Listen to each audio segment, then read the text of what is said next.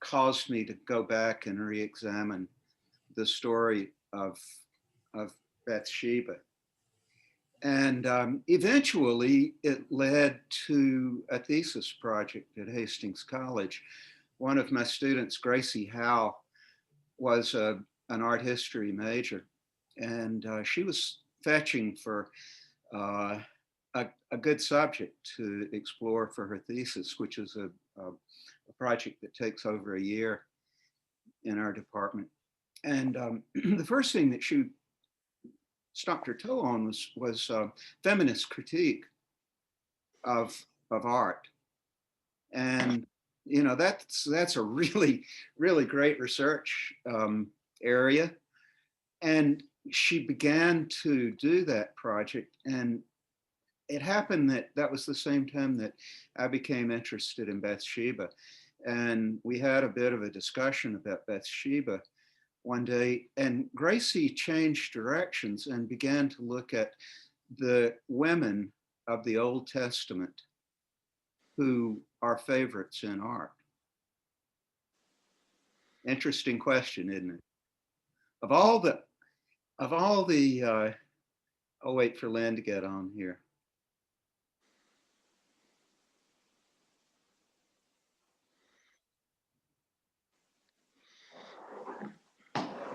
Hello, counselor. How are you, Lynn?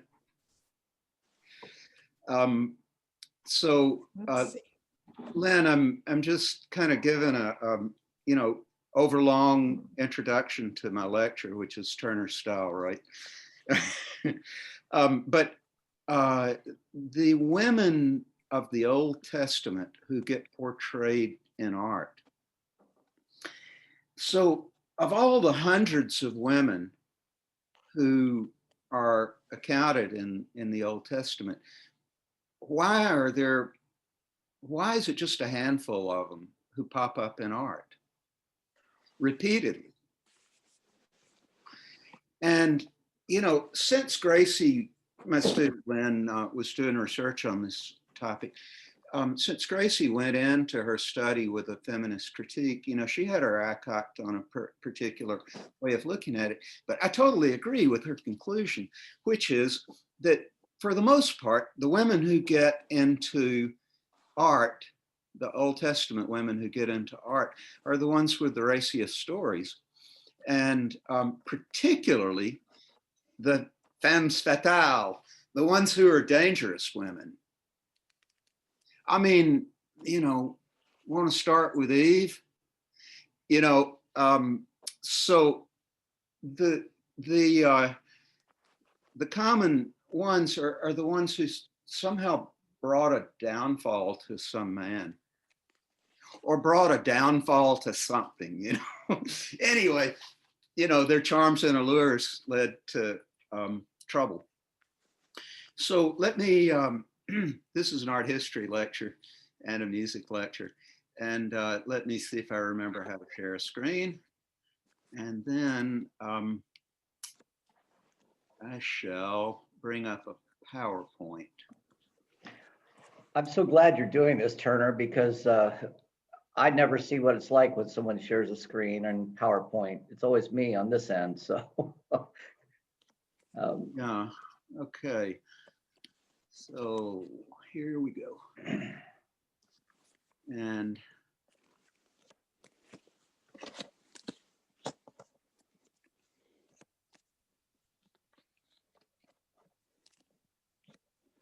I am, let me try that again because it did not go where I expected. Just hold on a second. Well, in the meantime, can I tell people there's a wonderful article in the New York Times about Artemisia Gentileschi. Is that how you say her name? That Turner? Is how you say her name. And she's going to be in my lecture today. Oh, good, good.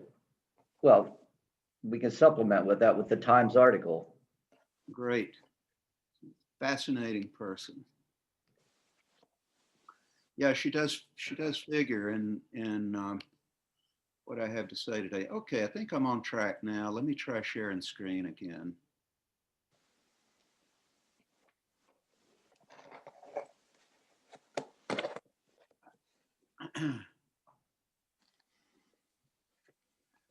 You know, I got to just exit from Zoom and come back. I'll be back in just a second. Let's try that again. All right, am I on now? You hear me? You're on. Yes. And, let me try sharing that screen again. I think that was just somehow a kind of a mislaunch. There we go. Good, okay.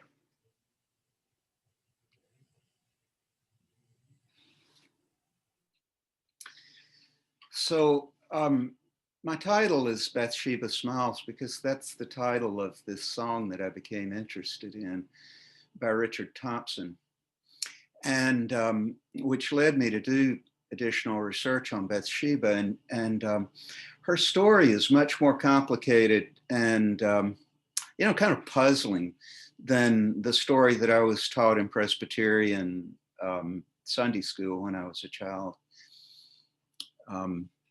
By the way, did I mention that I'm a Presbyterian by birth?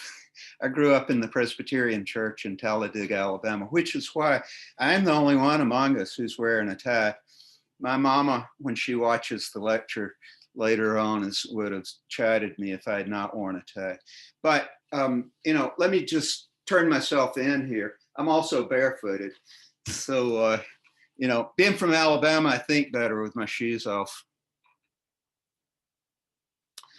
Well, Bathsheba has been portrayed. She is one of these women who has really come up again and again and again in literature and in art. And what I find is that various artists shade her personality in different ways, which is highly appropriate because of the story that we're given in 2 Samuel, I believe it is. 2 Samuel in chapter 9 through 20 is where we get the most of the story. What we're told there is a story that's got a lot of convolutions to it. And so let me just remind you of it. It definitely qualifies as possible femme fatale subject matter, but definitely on the racy side. So I'm glad we're all adults here. The way it goes is that we're talking about approximately 1000 BCE, King David, of course. And Bathsheba is the wife of one of his top generals, Uriah, who happens to have a house next door to the palace. Well, as you probably know, David spent just about his entire career fighting wars, but on this one, he was at home and his army was out in the field.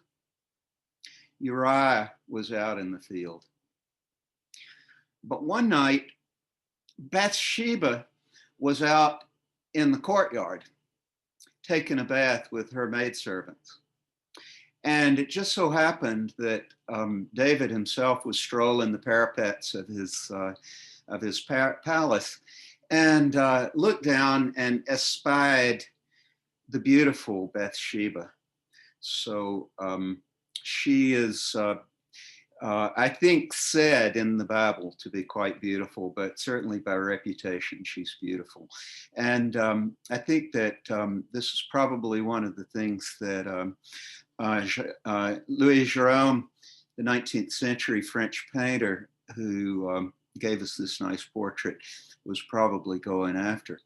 You know, she's got that Clara Bow kind of it girl look, slightly sleepy eyes that are just a little bit askance, and then this, you know, kind of sexy peacock feather fly swatter.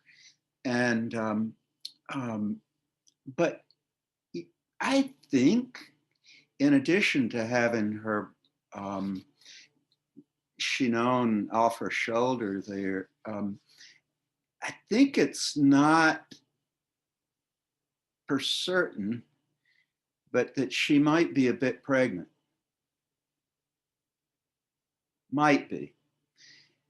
she might just have her cloth tied this way, but I think the suggestion is there that her breasts are beginning to hang loose and her stomach is beginning to swell, which, as you know, is the next chapter of the story of Bathsheba, because David was, quite taken with the beautiful woman who he saw naked in his neighbor's house, and he called for her and invited her to the palace. And one thing leads to another, particularly in David's story. One thing leads to another, but soon she finds herself pregnant in Uriah's absence.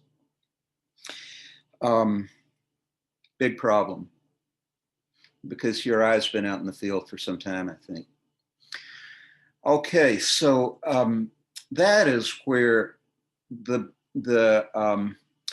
misbehavior turns into something even more serious, because David lays a scheme, and his scheme is he's going to call Uriah home from the front for a special briefing at the palace, and allow him to go home and enjoy himself at home, and be with his wife and so forth. Well, Uriah is a staunch soldier, if there ever was one, because he comes home and he gets whatever briefing David has to give him, and then David says, "Now go and enjoy yourself. I'm sure you're glad to be home, and Bathsheba awaits you," and so forth and so on.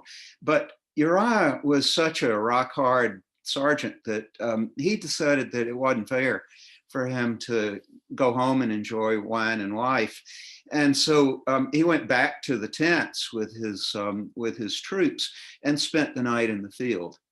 He didn't go home at all. David was told about this the next day. Another big problem. And so he invites Uriah back to the palace once more. And this time, gets him pretty drunked up. And, they're slapping each other on the back and talking about women and horses and whatnot. And so he says, "Well, Uriah, by golly, you really deserve to go home and see Bathsheba. So I'll say goodnight to you." Uriah once more slept with his troops rather than with Bathsheba, and went back to the war. So David has got to solve this problem somehow, and so he sends word to his commanding chief at the front and says, "Uriah's got to die. Put him out in the front on a suicide charge." And it was done. So Uriah died in combat very quickly after that. And the secret of these shenanigans and what he did and did not do with Bathsheba went to his grave. Eventually, Bathsheba became David's wife. Now, in the scriptures, it is said that David had many wives and many concubines. He was a bit of a playboy, but I think she is the fifth of his wives. 8 wives in total are named in the Bible, but he had many more. So it says. Now, the story thickens and it gets, they're just, oh, by the way, I wanted to say, I looked back at the named wives, and that's very interesting because I think the writers of the Old Testament used the stories of the wives almost to be stories of moral instructions to David. Each one of them seems to come with a story that tells David something. there's one of them is jealous of God. She is a very faithful wife, but she got jealous because she saw David dancing naked and too enthusiastically in his worship of God, and she complained about that. And so, it's kind of interesting when you look at the little things that the Bible tells us about various people. But I'm pretty sure that's a series of moral lessons that David was supposed to learn. At any rate, that first child that David impregnated Bathsheba with was born, and God was not happy about what had gone down. And so that child died very young. The second child who was born to Bathsheba and David was Solomon the wise. My sources say that Solomon did become the successor to David, right? He wasn't supposed to. There was an older son who had a higher claim. He was higher up in the queue. But Bathsheba conspired with the prophet Nathan to get Solomon delivered to the throne, and Solomon did become the next king of the Israelites.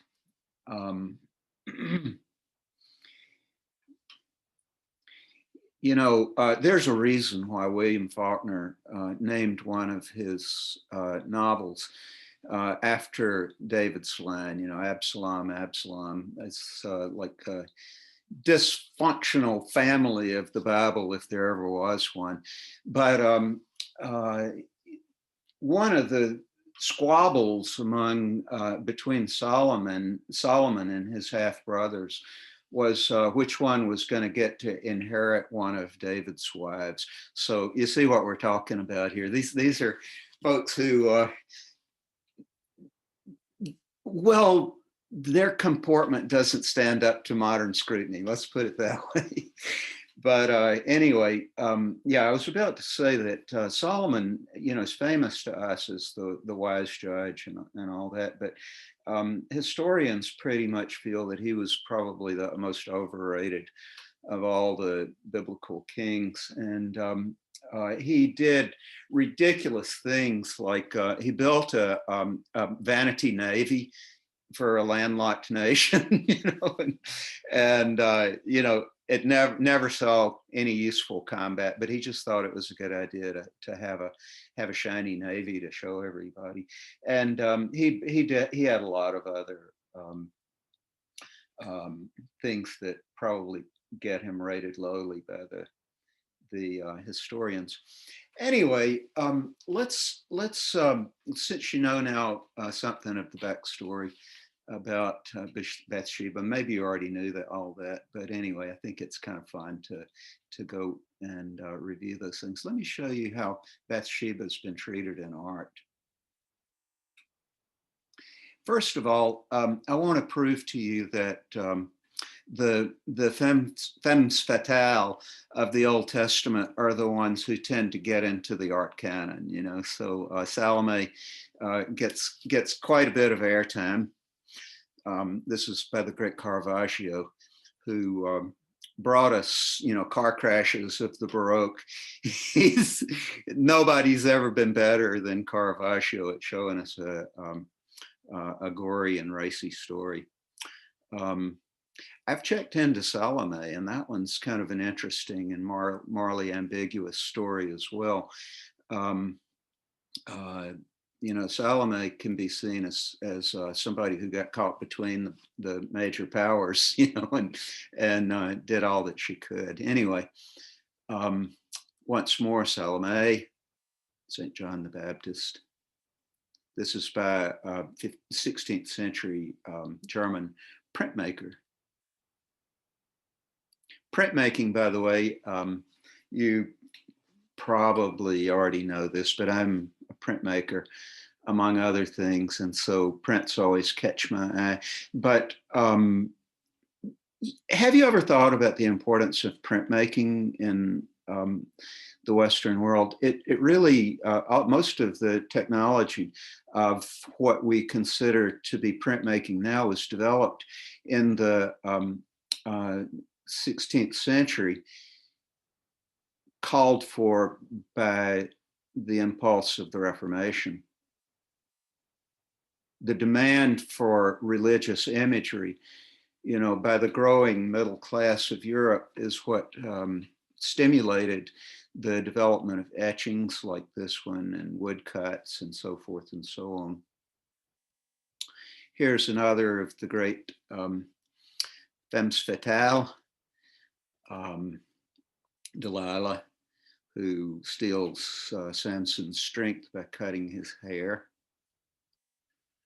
And Judith and Holofernes, that's a good story. She was fooling around in the General Holofernes tent and actually used the opportunity to decapitate him. This is one of the earliest depictions of Judith and Holofernes by the great Italian sculptor Donatello in the 15th century. So this is, I believe, 1450 approximately is when this is done. It's larger than life size. And yes, Dr. Deffenbaugh mentioned the great Artemisia Gentileschi. And she did what's probably the greatest rock'em sock'em depiction of that decapitation. It's very interesting story. You see that I put Artemisia Gentileschi's name on the bottom there on the caption. I wanted to make a point of the fact that she's a woman, because I don't know if this is something that's known to you, but she is really one of the first women of the art world who's really rated as being, in the upper tier. There are very, very few others that whose names even pop up in art until about the 1600s. And it happens that Gentileschi, is a pathfinder, and she was so great. She probably is the greatest follower of Caravaggio, and her accomplishment and her popularity, I think, really widened the gate for women to have possible success and careers in art. It's going to take a long time before they could be admitted to the workshops where they could learn their craft as traditional painters and sculptors did, or much less be admitted to the schools. And it was considered rather scandalous for women to even do figure drawing of nudes, which you've got to do if you want to really be an artist in that time. Anyway, Gentileschi is a real pathfinder, and hers is just an amazing picture of the murder of Holofernes. One of the reasons why Gentileschi got attention for this painting is because it was rumored that she had been raped herself and that she had a good bit of fury within her. Now, that you check into that one. That's an interesting and ambiguous situation. Historians are about 50-50 on whether what happened to her was a rape. She definitely had sexual intercourse with a man prior to marriage, but there are those who believe that was something consensual. Her father certainly made it out to be a rape, and personally, I'm on that side. I think that she was in at least an uneven power situation. I'll say that. Anyway, today Gentileschi is a heroine among feminists because of this painting and because of the fact that she was such a pioneer in the art world. But this painting is almost a flag for a lot of feminist art historians and feminists in general. The Revenge of the Women. And that theme is not foreign to Gentileschi.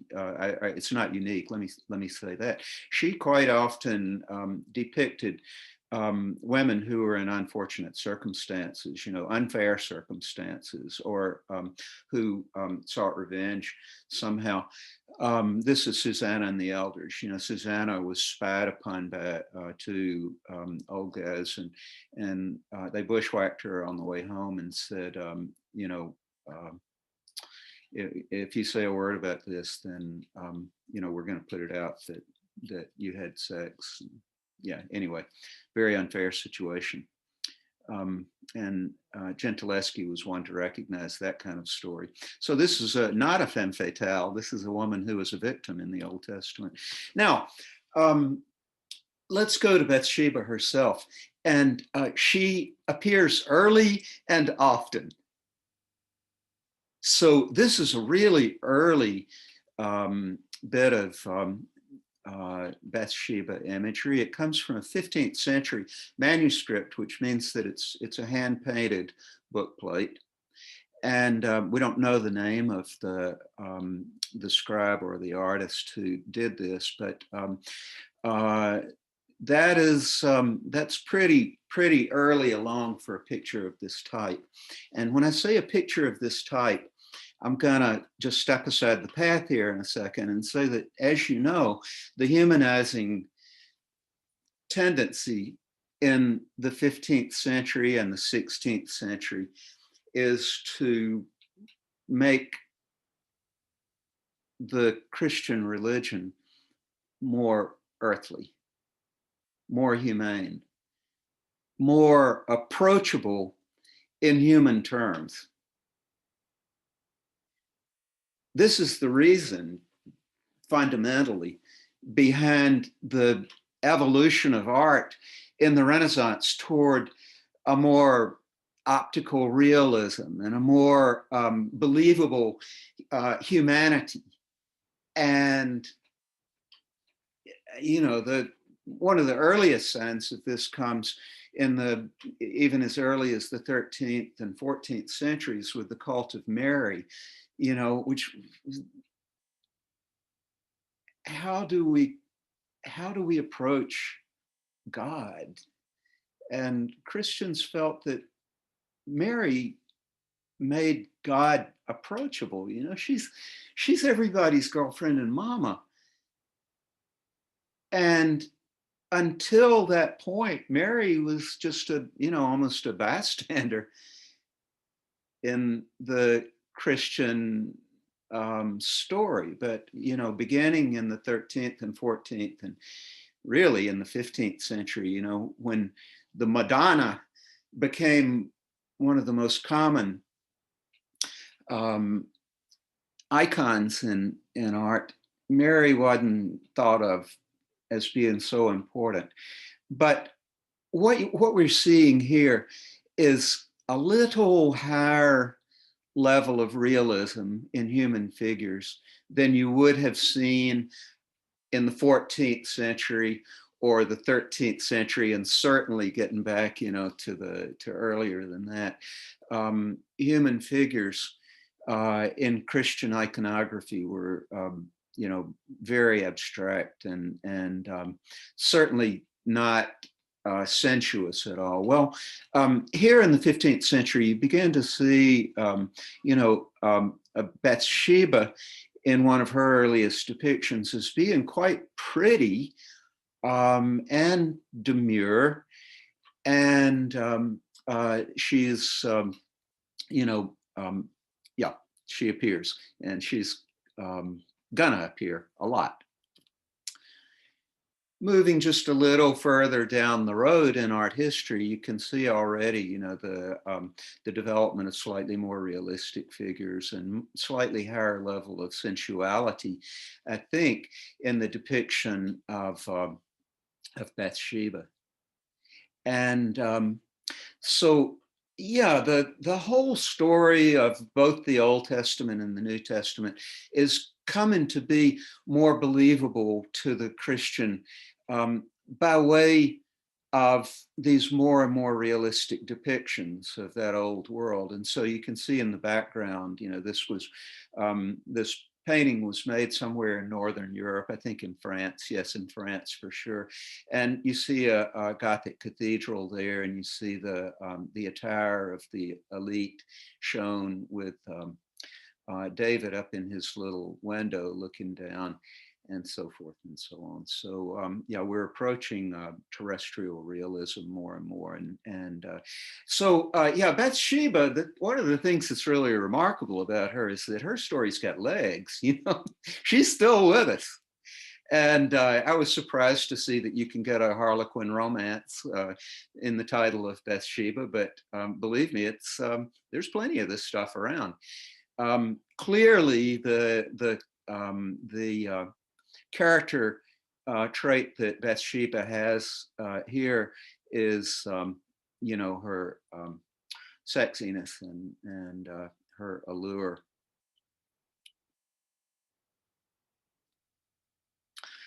Okay, do you recognize the name Cranach? Cranach, Lucas Cranach, that is, a German. The reason that he's famous to a lot of people is because he's the one who gave us all the portraits of Martin Luther.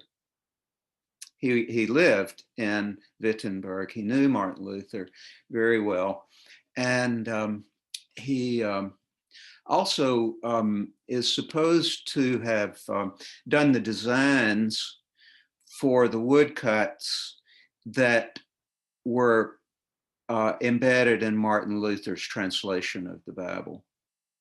But Cranach is really interested in Bathsheba. She turns up in several of his pictures, in his paintings and his woodcuts. I like the little flourish that Cranach brings to this story in the harp that David has, because as you know, that's one of his attributes.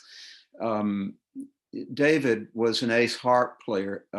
The part of the story that you might remember is that he was the only one who could calm Saul by playing his harp and chanting songs to him. I think Saul was probably manic depressive, and but anyway, the harp shows up in this one. Because Cranach is a 16th century German, you're going to see Bathsheba in this case being very demure. You don't find all that many human nudes that early in Germany. The Italian enthusiasm for nudes in religious stories preceded what happened in Northern Europe by at least 200 years.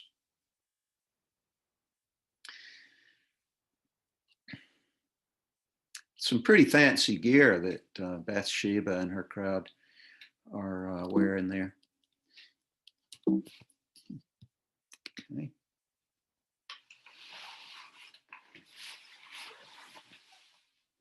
By the 17th century, artists have really moved the craft of art far, far along. The capability for realism, the understanding of anatomy, you know, the possibility of showing ever increasingly complicated pictures is real by the 1600s. Vanishing point perspective, for instance, is well understood. And so King David, distant on the roof of his palace there, shown to us convincingly. Now, you know, as I've mentioned, I think the thing that I always muse about whenever I look at pictures of Bathsheba is which part of her personality, which part of her story is the artist affixing upon. So clearly Bartolomeo Bartolomeo Ricci in the 17th century is being sure to show us that she's got some vanity to her, at least that. Or maybe this is just a way of saying she's pretty. I'm not sure. At any rate, you know, each time that you see one of these pictures, ask yourself, which part of the story is the artist going to?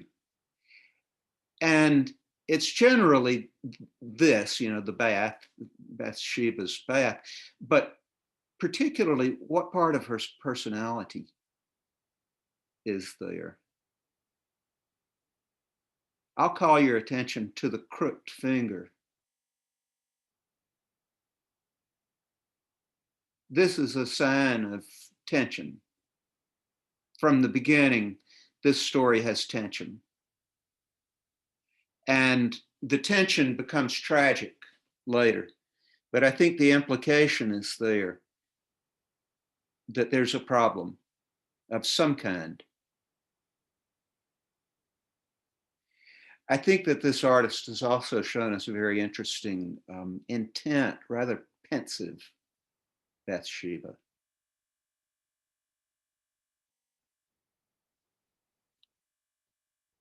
By the same artist. So his first depiction of Bathsheba was a sensation, and so he followed it up with another picture.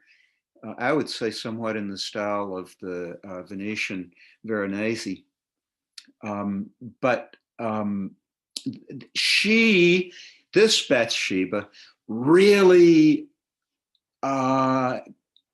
fits what was apparently the standard of female beauty in that day, because this is the body type and the hairstyle and the type of face that shows up in most painting around this time. We use the word Rubenesque, eh? So a heavier woman than the 21st century seems to demand for the standard of beauty in women.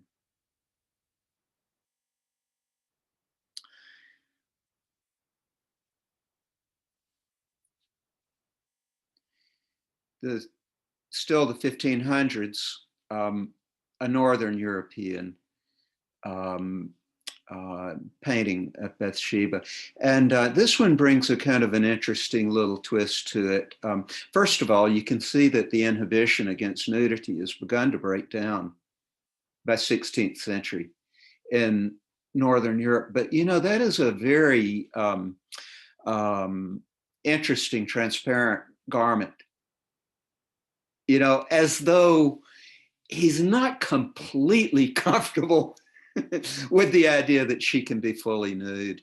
But anyway, yeah, I think, you know, that's one of the first things that catches my attention, is that you'll not find very much full nudity in Northern Europe until really the late 1500s. But you see that David's messenger is included in this one, you know, a rather handsome courtier who comes to summon her to the palace. And in this one, Bathsheba's smile does appear. Now, does she simply have, you know, a nice, chaste, pleasant smile, or is she pleased by the news? That's a question. But what goes on down on the floor is a bit of an answer for the way she should be thinking about it. Because the greyhound who charges in here is being challenged by a little dog, which is traditionally the symbol of fidelity. Fido is usually meant to say, you know, the little dog is making an argument against, right? He's given his words to it. So Bathsheba, you should just keep in mind, you've got a husband and all that. Maybe you shouldn't go to the palace for supper. Once more, Gentileschi. So Gentileschi too, was attracted to this story, and she has no trouble at all in giving full nudity to Bathsheba. And I noticed that she too very quietly shows us the mirror that Bathsheba holds on her lap. So she doesn't make quite as big a point of it, but she definitely includes the vanity theme aspect. Since I'm teaching an art history lesson, basically, I'd like to call your attention to the lighting in this. Caravaggio and Artemisia Gentileschi are the pioneers of this spotlight effect. It was not done before them. No painter had the capability to show that kind of light before Caravaggio introduced it. It's even got a special word. It's called tenebrism, but basically it's that spotlight effect. Up until that time, artists had been struggling to simply portray light the way that it looks on Earth. But Caravaggio, hey, let's not forget, this is the same time when opera was introduced, These are the people who bring operatic drama to the world of art. And by the way, by the time that this is being done, art has become a major weapon of the reforming Catholic Church. It's called the Counter-Reformation, of course. And the fathers of the Catholic Church realized that using very dramatic art like this, they could catch the eyes of Christendom and make a more convincing story of the Bible. So this is, let's say, the humanizing tendency that we saw in the Renaissance, where artists are trying to make the old stories of the Bible more terrestrially believable. By the time you get to Caravaggio and Gentileschi, that tendency goes on steroids. Turner, I'm going to interrupt for just a moment. I'm going to call you got about 15 minutes left or so. I think that's perfect.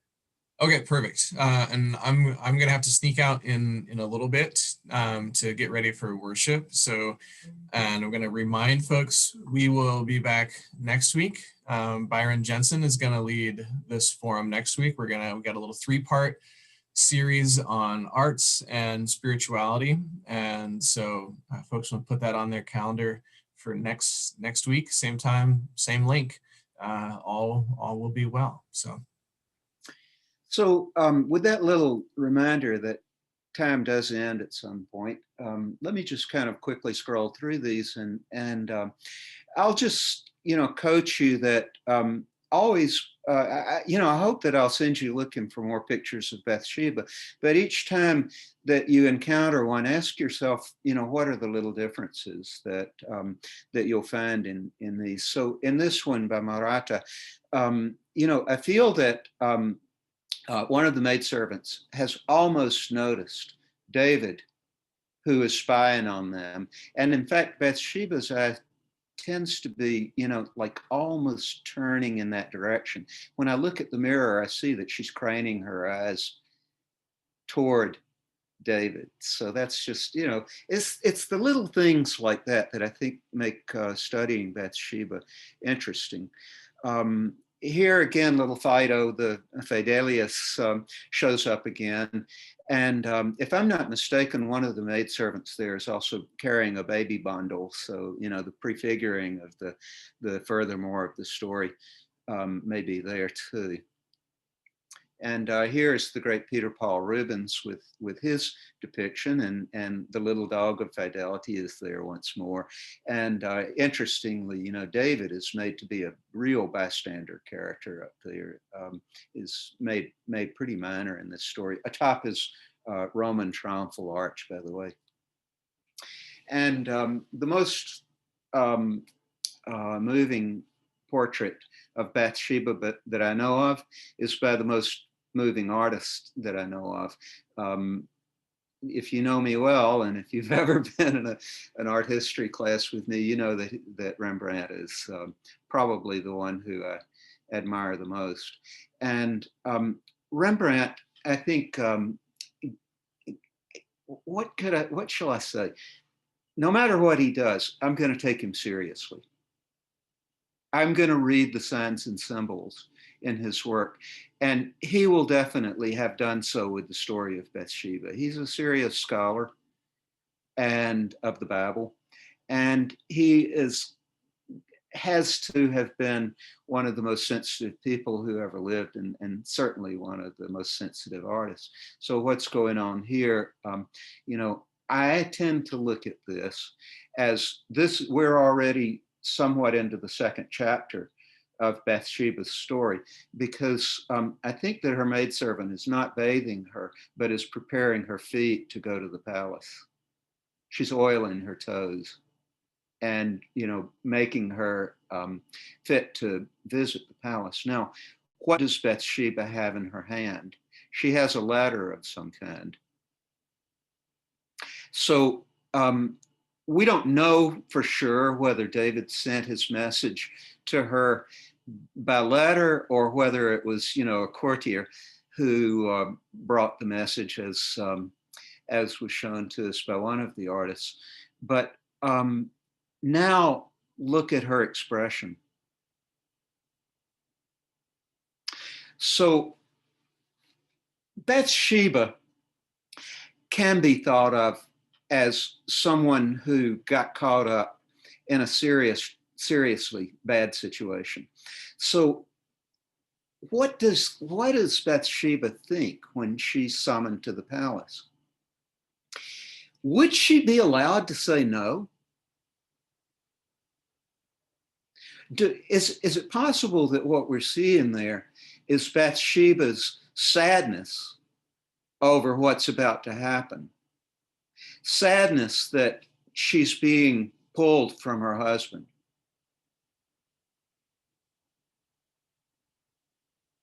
And if I'm not mistaken, what we're seeing is the covers of the bedchamber there behind her in the distance. Now, one thing that I ought to mention is that David did originally appear in this picture, but he's lost in Rembrandt's deep, deep glazes, which have darkened over time.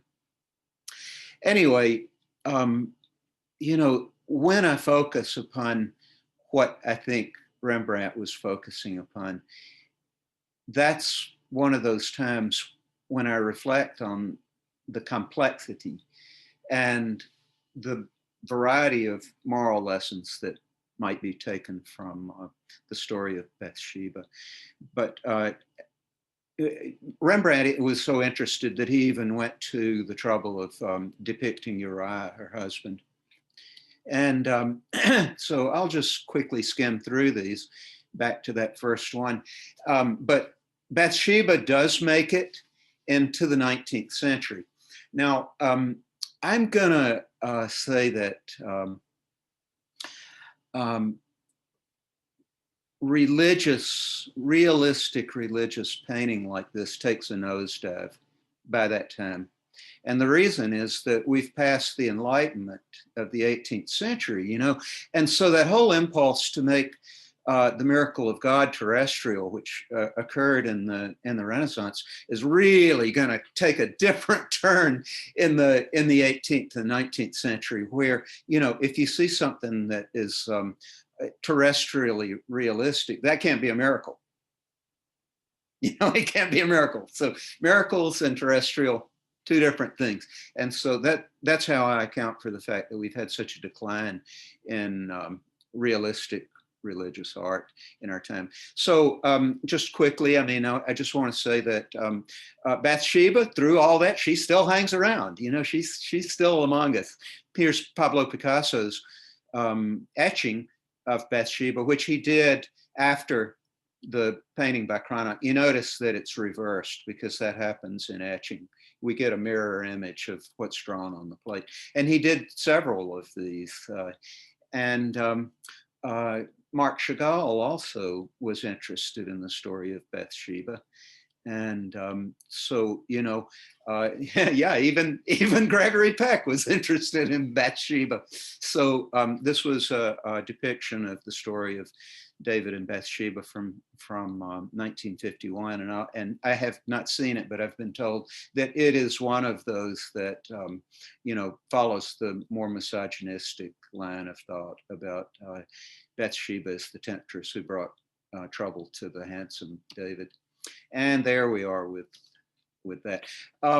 So, you know, and with the lens of 2021, I don't think any of us are going to be hesitant to say that at the very least, Bathsheba was caught in an unequal power situation.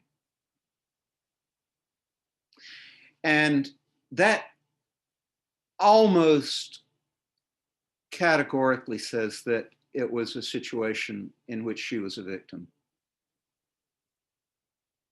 I put this New Yorker cover by Chris Ware just to remind you that, you know, in the Me Too movement, the story of Bathsheba is certainly going to be seen as one where David took advantage of her. And I lean in that direction myself. By the way, Chris Ware is a Nebraskan. He lives in Illinois now, but he's one of my heroes. He pops up in the New Yorker quite frequently. A Me Too moment, you know, where this beautiful young woman is seeing the director or producer draw the curtains, and I think she's aware of what's about to happen here. Oh, by the way, you see what the title of the picture is, The Golden Opportunity. Now, I've actually run myself out of time, but if you'd like to hear this song that is by Richard Thompson, I can play it for you. It's about 3 minutes long, which I guess will only run us over by a couple of minutes. If you have time to stay, I welcome you to. And I'll just say that I think that Richard Thompson has turned Bathsheba. He's not going to be throwing the name Bathsheba around just for funsies because it sounds good. Take my word for that. He's a very serious poet, and he will be using the word Bathsheba because he's referring somehow to the Bathsheba. It's not just any Bathsheba. But maybe, you know, I've said enough about you know, the various ways that I've looked at Bathsheba to say that I think that Richard Thompson has something very complicated to say about her.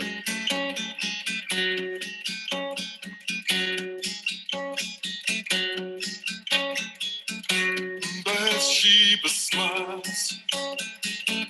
She smiles and flames turn to eyes. She smiles and heads bow down. She walks the room. It kisses every victim twice. She spreads her joy around. Do you close your eyes to see miracles? Do you raise your face to kiss angels? Do you float on air to hear oracles? Bathsheba smiles, smiles. Bathsheba smiles, smiles. No doubt can cross her mind. Cross her mind.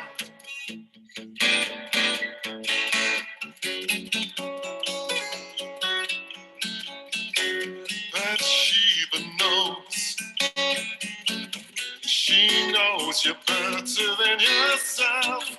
Confess upon your knees. She shares a love, and sharing love is sharing wealth. Taking you pocket, please. Do you close your eyes to see miracles? Do you raise your face to kiss angels? Do you float on air to hear oracles? Bathsheba smiles, smiles. Bathsheba smiles, smiles. No doubt can cross her mind. No pain, no gain, just strain, but she never seems to hurt. Can't walk through graves, sing this song. Hello, heaven, goodbye, dirt. I know he should. Do you close your eyes to see miracles? Do you raise your face to kiss angels? Do you float on air to hear oracles? Bathsheba smiles, smiles. Bathsheba smiles, smiles. No doubt can cross her mind. Do you close your eyes? Do you raise your face? Bathsheba smiles, smiles. Bathsheba smiles, smiles. Bathsheba smiles.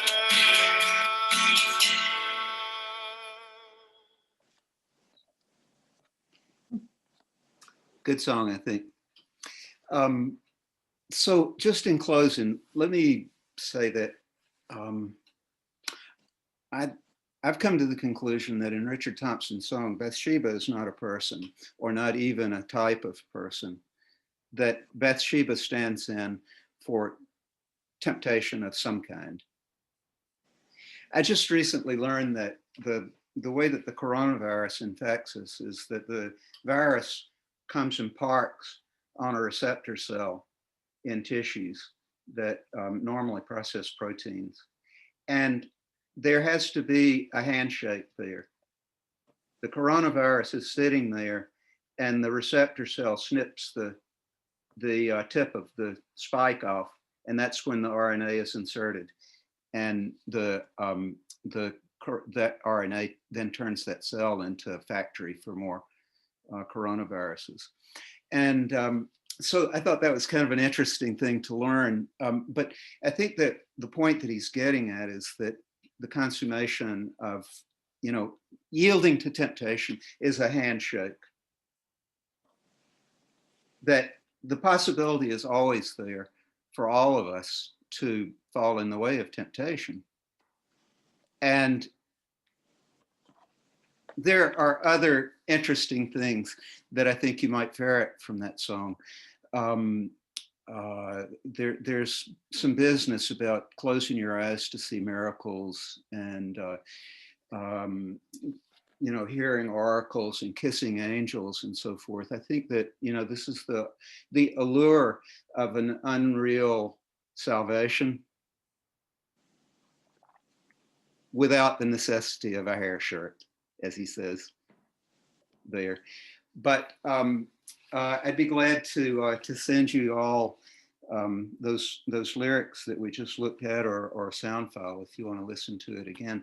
But at any rate, it's one of those songs, like many of Richard Thompson's, that I'm going to take it pretty seriously as a piece of poetry and try to figure out what it's about. And like all good poetry and all good music, it will certainly mean different things to me on different days, just as the story of Bathsheba means different things to me on different days. So I'm sorry I kept you a little bit over time, and I hope it was worth it. And if anybody wants to ask me questions, I'm happy to stick around, or if you just want to chew the fat. Turner, thank you for doing this. It's one of those subjects that you hear about and don't really necessarily put into context a whole lot. I guess I was kind of surprised to see how much artists were really into depicting Bathsheba. I guess that was just kind of an eye opener for me on that. And you know, it is curious then to also see this Jenna Teleshki, is that how you pronounce her name? I have to follow that up because there's really, let's face it, over the last 30 years or so, has there been more and more research done on women who were artists, you know, whether they were as musicians or in this case, painters and writers and so forth. And I know in the music world itself, really some of that research has just really come to light over the last 30 years or so, 40 years. Not a whole lot. And of course, we knew people like Clara Schumann, or, you know, Fanny Mendelssohn and so forth, but there's so many more that were far earlier than that and did some amazing stuff. So I'm looking forward to following up on this artist here a little bit, making connections with music history that way too. Well, it only makes sense that there would be a lot of that research, you know, because those, as you say, historians have turned up a lot more presence of women in art and music than was thought 10, 15, 20 years ago. And at this point, I'll just tell you, 3/4 of the artists that come from Hastings College Art Department are women, if not more, possibly as many as 90%. And in the broader art world, this is a place where women have the possible career for women has expanded exponentially. You know, at least half of the artists, at least half of the visual artists in the modern world are women, which is wonderful. It's brought an entirely new dimension to art that was lacking in previous work. Follow up on Dan's comment about the New Yorker article. There was I'm sorry, about the New York Times article. There was a New Yorker article back in October about Artemisia. And it goes pretty well into this whole, you know, was she raped or was it consensual? And, you know, it's a very good article if you have access to New Yorker back issues. I think it was early October. It was last October, did you say? Yes. Yeah, I'm definitely going to have a look at that. Thank you.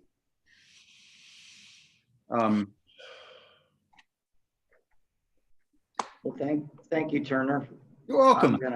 I'm gonna prepare for worship here. Yeah, thank you very much, Turner. It was great. Thank you. Good to see you all. Good to see you too. I see you, Lynn. Bye. So long.